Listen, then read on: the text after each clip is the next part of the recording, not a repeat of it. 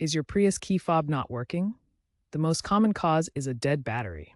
For 2004-2009 Toyota Prius models, you'll need a CR2032 3-volt lithium coin cell battery and a small flathead screwdriver or plastic pry tool. Start by locating the seam on the fob.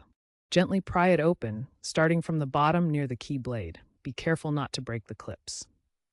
Remove the old battery, noting the positive side's orientation. Insert the new CR2032 battery correctly. Snap the case back together. Test the remote functions.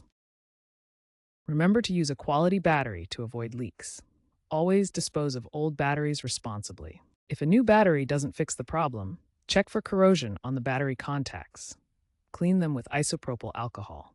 Make sure you are in proximity to the car when testing.